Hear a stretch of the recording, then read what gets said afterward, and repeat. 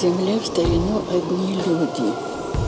Непроходимые леса окружали с 3 сторон таборы этих людей.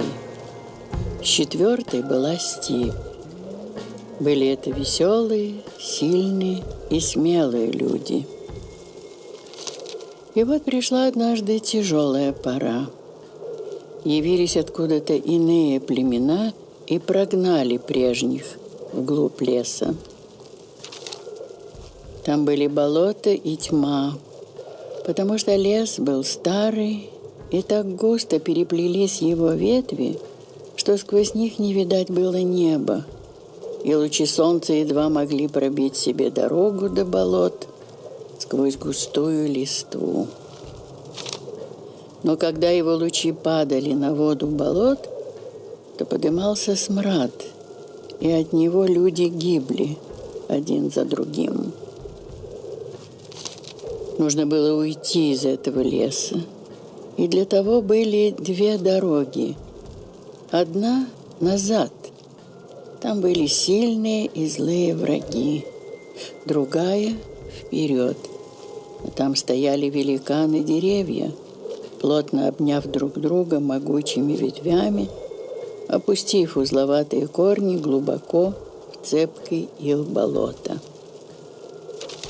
Это были все-таки сильные люди, и могли бы они пойти биться насмерть с теми, что однажды победили их.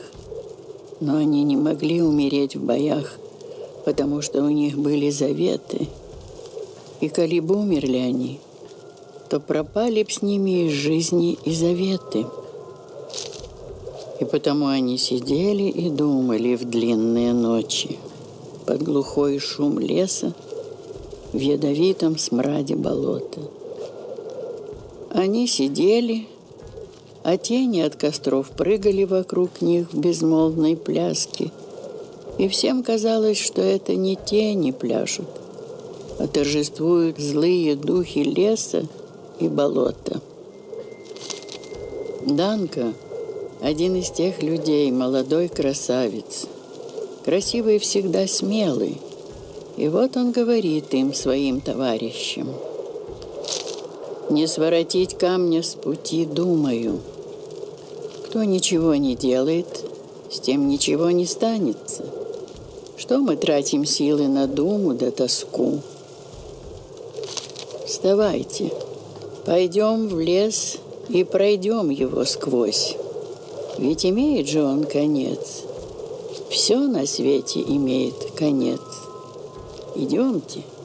Ну, посмотрели на него и увидали, что он лучший из всех, потому что в очах его светилось много силы и живого огня. «Веди ты нас», — сказали они. Тогда он повел. Повел их Данка. Дружно все пошли за ним, верили в него. Трудный путь это был. Темно было, и на каждом шагу болото разевало свою жадную гнилую пасть, глотая людей. И деревья заступали дорогу могучей стеной. Переплелись их ветки между собой, как змеи протянулись всюду корни, и каждый шаг много стоил пота и крови тем людям. Долго шли они. Все гуще становился лес, все меньше было сил. И вот стали роптать на Данка, говоря, что напрасно он, молодой и неопытный, повел их куда-то. А он шел впереди их и был бодр и ясен. Но однажды гроза грянула над лесом. Зашептали деревья глухо, грозно, и стало тогда в лесу так темно, точно в нем собрались сразу все ночи, сколько их было на свете с той поры, как он родился. Шли маленькие люди между больших деревьев, и в грозном шуме молний шли они. И, качаясь, великаны деревья скрипели и гудели сердитые песни. А молнии, летая над вершинами леса, освещали его на минутку синим, холодным огнем и исчезали так же быстро, как являлись, пугая людей. И деревья, освещенные холодным огнем молний, казались живыми, простирающими вокруг людей, уходивших из плена тьмы, корявые длинные руки, сплетая их в густую сеть, пытаясь остановить людей. А из тьмы ветвей смотрело на идущих что-то страшное, темное и холодное. Это был трудный путь, и люди, утомленные им, пали духом. Но им стыдно было сознаться в бессилии. И вот они в злобе и гневе обрушились на Данка, человека, который шел впереди их. И стали они упрекать его в неумении управлять ими. Страх родился среди них, сковал им крепкие руки. Ужас родили женщины плачем над трупами умерших от смрада и над судьбой скованных страхом живых. И трусливые слова стали слышны в лесу. Сначала робкие и тихие, а потом все громче и громче. Уже хотели идти к врагу и принести ему в дар волю свою. И никто, уже испуганный смертью, не боялся рабской жизни. Остановились они, и под торжествующий шум леса, среди дрожащей тьмы, усталые и злые, стали судить Данка. «Ты, — сказали они, — ничтожный и вредный человек для нас. Ты повел нас и утомил, и за это ты погибнешь». «Вы сказали: веди, и я повел!» — крикнул Данка, становясь против них грудью. «Во мне есть мужество вести, вот потому я повел вас. А вы? Что сделали вы в помощь себе? Вы только шли и не умели сохранить силы на путь более долгий.